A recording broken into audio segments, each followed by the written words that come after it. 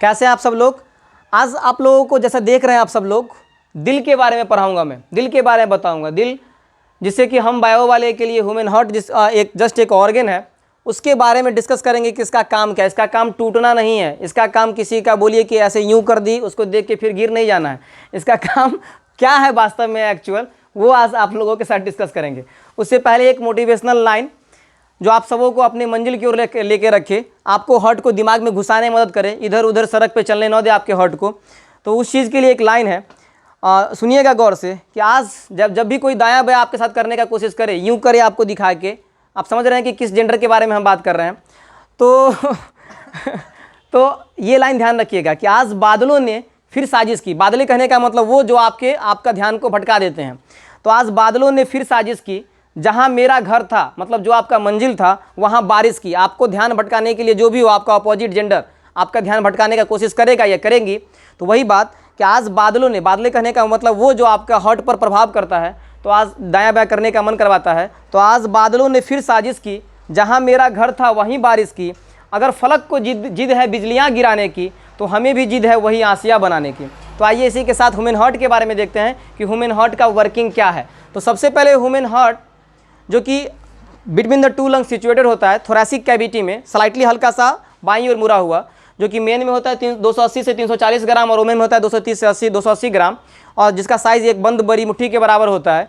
उसके बारे में जानते हैं, इसका ब्लड का फ्लो कैसे। तो हार्ट का काम है ब्लड को पंप करना। Heart is a part of human circulatory system. तो इसमें सबसे पहले स्टार्ट करते हैं कि देखिए ह्यूमन सर्कुलेटरी सिस्टम में कितना पार्ट है। तो ह्यूमन सर्कुलेटरी सिस्टम में एक तो हार्ट है, that is a pumping organ. उसके बाद ब्लड वेसल्स है, दैट इज आर्टरीज, वेन्स और कैपिलरीज। और उसके बाद मीडियम है, that is blood and lymph. तो बात करते हैं हार्ट का। उससे पहले आर्टरीज और वेन्स के बारे में देख लीजिए। आर्टरीज और वेन्स, आर्टरीज का काम क्या है। आर्टरीज वो ब्लड वेसल्स होते हैं जो ऑक्सीजनेटेड ब्लड को कैरी करते हैं। वेन्स उस ब्लड वेसल्स को बोलते हैं जो डीऑक्सीजनेटेड ब्लड को कैरी करते हैं।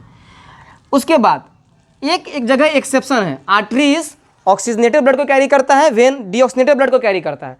आर्टरीज हार्ट से दूर ले जाता है, arteries away from the heart to the body organs, और vein towards the heart. Arteries heart से दूर ले जाता है ऑक्सीजनेटेड ब्लड को बॉडी ऑर्गन तक, और वेन बॉडी ऑर्गन से हार्ट की ओर लाता है डीऑक्सीजनेटेड ब्लड को।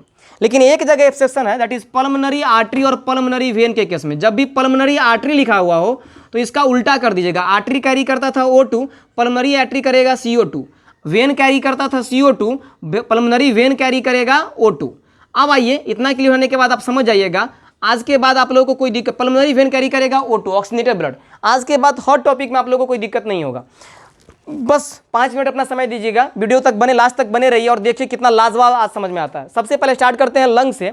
तो लंग से ऑक्सीजनेटेड ब्लड, ऑक्सीजन वाला ब्लड पल्मोनरी आर्टरी होते हुए, सॉरी, लंग से ऑक्सीजनेटेड ब्लड पल्मोनरी वेन होते हुए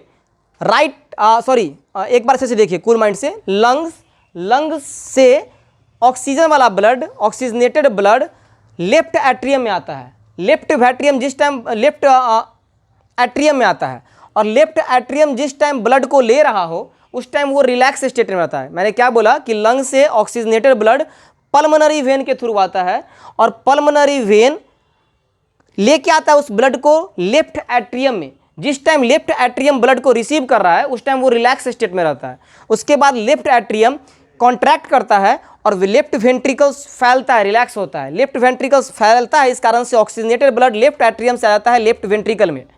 अब लेफ्ट वेंट्रिकल से ब्लड जाएगा iota, that is main artery के थ्रू होते हुए बॉडी ऑर्गन तक, टिश्यू तक और सेल तक।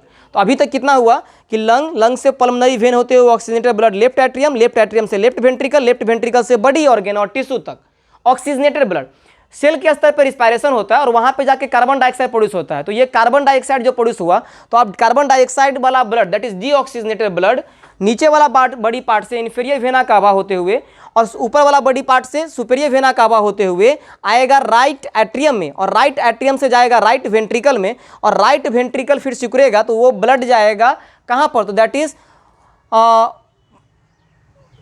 पल्मोनरी आर्टरी में, और पल्मोनरी आर्टरी उस ब्लड को पहुंचा देगा इन द लंग, वापस से लंग में। आर्टरीज चूंकि हार्ट से ब्लड को दूर लेके जा रहा है इसलिए थिक होता है, मोटा होता है, और वेन चूंकि बॉडी पार्ट से लेके आ रहा, अच्छा, आर्टरीज हार्ट से ब्लड को लेके आ रहा है इसलिए चूंकि हार्ट से ब्लड चलता है प्रेशर में, इसलिए arteries have thick wall. Arteries have thick and elastic wall. Arteries heart से दूर ब्लड के लेके चल रहा है, हार्ट में ब्लड काफ़ी प्रेशर से, हार्ट ब्लड को काफ़ी प्रेशर से पंप करता है, और हार्ट से जो दूर ब्लड को लेके आ रहा है वो तो आर्टरी है, इसलिए आर्टरी का वाल मोटा होता है और इलास्टिक होता है। वेन बॉडी ऑर्गन से ब्लड को लेके आता है, डीऑक्सीनेटेड ब्लड को लेके आता है, तो उसमें प्रेशर नहीं रहता है, इसलिए when have thin and less elastic वाल। और बोले तो ये जो ऊपर का आपको दिखता है ये वेन है, आर्टरी डीप सीटेड होते हैं, वेन सुपरफिशियल होता है, ऊपर ऊपर होता है। कमेंट करके बताइएगा आज का ये वीडियो आपको कैसा लगा। Thank you.